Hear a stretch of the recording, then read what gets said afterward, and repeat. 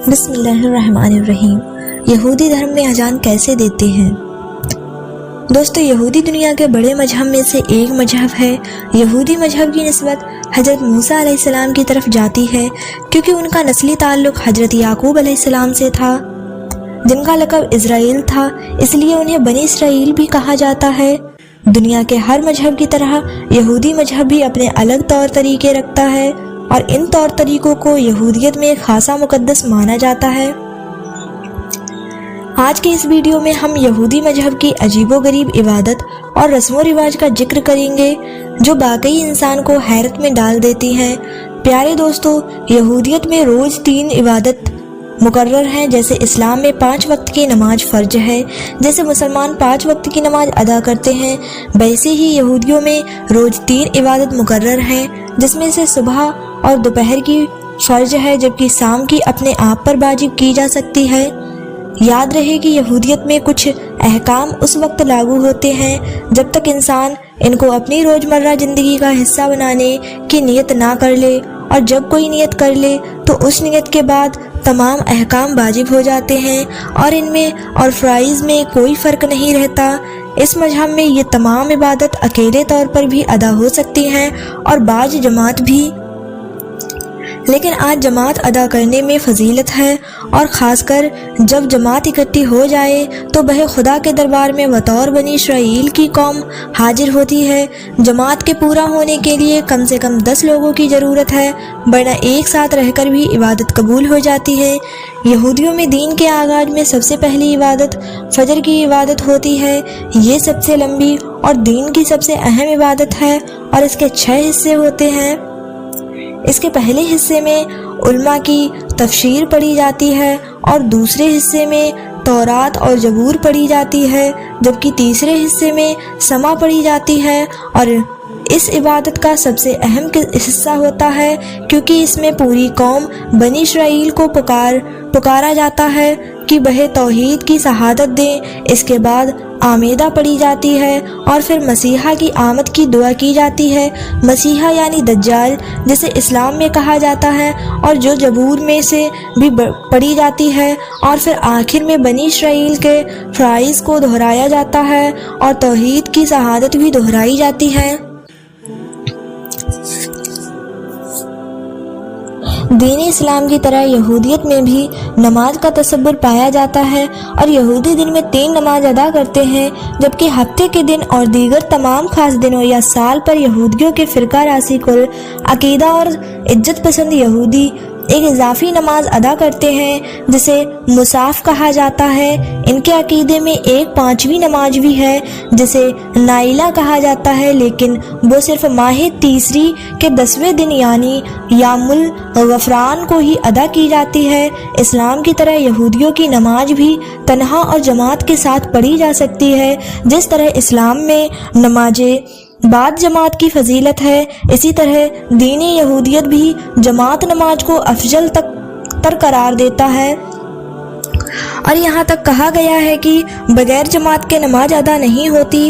یہودیوں میں اکثر اعمال کی قرات و آواز ایک خاص لے میں کی جاتی ہے، جسے نرگن کہا جاتا ہے۔ ان کی ہر عبادت گاہ میں ایک بلند چبوترا موجود ہوتا ہے، جس پر کھڑے ہو کر یہ قرات پڑھی جاتی ہے، جنہیں ہم یہودیوں کی اذان بھی کہہ سکتے ہیں۔ اذان دیتے وقت یہودی ربی کے ہاتھ میں ایک بانسری ہوتا ہے، جو بجا کر ارد گرد کے یہودیوں کو نماز کی اطلاع دی جاتی ہے، اور اس بانسری کی آواز سنتے ہی تمام یہودی عبادت کے لیے اکٹھے ہو جاتے ہیں۔ یاد رہے کہ جب اسلام میں نمازیوں کو اکٹھا کرنے کے لیے آپ صلی اللہ علیہ وسلم نے لوگوں سے رائے لی تھی، تو اس وقت کچھ لوگوں کی جانب سے اسے یہودیوں والے طریقے کا مشورہ دیا گیا تھا، لیکن آپ صلی اللہ علیہ وسلم نے اس طریقے کو اپنانے سے منع فرما دیا اور ناپسند فرمایا۔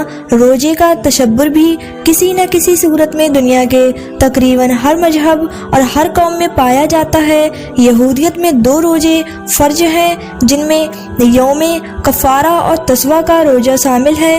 یہ روزہ سورج ڈوبنے سے لے کر اگلے روز اندھیرا سایہ چھا جانے تک ہوتا ہے اور اس کا ٹائم تقریباً 25 گھنٹے ہے۔ یہودیوں کے روزے میں کھانے پینے، نہانے، چمڑے کے جوتے پہننے، کریم یا لوشن یا تیل یا پرفیوم استعمال کرنے اور بیوی سے ہم بستری کی منائی ہوتی ہے۔ یہودی مذہب میں اس کے علاوہ بھی 4 روزے ہیں جو صبح صادق سے سورج ڈوبنے تک ہوتے ہیں۔ اس کے علاوہ یہودی مذہبی رہنما کی جانب سے سوال کے لیے بھی کچھ روزے رکھے جاتے ہیں۔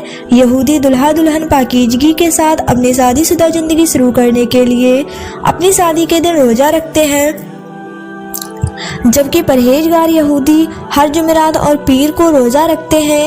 ان کا عقیدہ ہے کہ موسیٰ علیہ السلام جمعرات کو طور سینا پر گئے اور پورے 40 روز بعد پیر کو واپس آئے تھے۔ سید سلیمان ندوی اپنی مشہور کتاب سیرت النبی صلی اللہ علیہ وسلم کی جلد 3 میں لکھتے ہیں کہ یہودیوں میں روزہ فریضہ الہی ہے۔ حضرت موسیٰ علیہ السلام نے کوہ طور پر 40 دن بھوکے پیاسے گزارے، چنانچہ عام طور پر یہود حضرت موسیٰ علیہ السلام کی پیروی میں 40 دن روزہ رکھنا اچھا سمجھتے ہیں، لیکن 40ویں دن کا روزہ ان پر فرض ہے جو ان کے 7ویں مہینے کی 10ویں تاریخ کو ہوتا ہے۔ اسے عاشورہ بھی کہتے ہیں۔ کہا جاتا ہے کہ اسی دن موسیٰ علیہ السلام کو تورات کے 10 احکامات عنایت ہوئے، اسی لیے تورات میں روزے کی نہایت تاکید آئی ہے۔ ان کے یہاں روزے کا ایک مقصد روحانیت پر توجہ کرنے کے لیے جسمانی سرگرمیوں کو کم کرنا بھی ہے۔ دوستو، یہودی مذہب میں سیوت کے تہوار کو بھی خاص اہمیت حاصل ہے۔ یہ ایک جدید تہوار کے طور پر شروع ہوا، لیکن جب اسے دیگر یہودی تہواروں کی طرح بھرپور طریقے سے منایا جاتا ہے۔ اس موقع پر گھروں کو پھولوں سے سجایا جاتا ہے۔ یہ تہوار ویساکھ کے 50 دنوں کے بعد مئی جون کے 6 اور 7ویں روز منایا جاتا ہے۔ دراصل یہ تہوار ایک طرح سے گیہوں کی فصل کے آنے کا اعلان ہوتا ہے۔ شیوت کو نئی ناموں سے جانا جاتا ہے۔ اس کے علاوہ یہودیت میں عیدوں کا تصور بھی پایا جاتا ہے۔ یہودیوں میں عید پوریم کے نام سے ایک عید منائی جاتی ہے۔ اس عید کے موقع پر عید پوریم، اس کی مٹھائی تیار کی جاتی ہے اور اس مٹھائی کو دوستوں، رشتہ داروں اور پڑوسیوں کے گھروں میں بطور تحفہ بھیجا جاتا ہے اور غریبوں میں تقسیم کیا جاتا ہے۔ عید پوریم کے موقع پر غریب گھرانوں کو ایک خاص قسم کا صدقہ بھی پیش کیا جاتا ہے۔ اس عید کے موقع پر ایک خاص پکوان ہر گھر کے چولہے پر چڑھا نظر آتا ہے اور خاندان کے کل افراد جمع ہو کر اس پکوان کا بڑی بے صبری کے ساتھ انتظار کرتے ہیں اور مل کر اسے مزے سے کھایا جاتا ہے۔ عبادت گاہوں میں عہد نامہ قدیم کی آستر نامی کتاب کی مل کر تلاوت ہوتی ہے اور کچھ جگہوں پر اسے موسیقی کے ساتھ گا کر بھی پڑھا جاتا ہے۔ گلی محلوں، چوراہوں اور سیرگاہوں میں اور شہر بھر کے بازاروں میں ایک رات سے اگلی رات تک میلے کا محفل بنا رہتا ہے اور قسم قسم کے کھانے اور کچھ چیزیں خوشی کے سامان کو دگنا کرتی ہیں، جبکہ ایران میں بسنے والے یہودی اس موقع پر ہمدان شہر میں آستیر کے مزار پر جاتے ہیں۔ سو گائز، آپ کو یہ ویڈیو اچھی لگی ہو تو ہمارے چینل کو لائک، شیئر اور سبسکرائب ضرور کر دیں تاکہ آنے والی اگلی ویڈیو کا نوٹیفیکیشن آپ تک پہنچ جائے۔ تب تک اپنا خیال رکھیں، دعاؤں میں یاد رکھیں۔ اللہ حافظ۔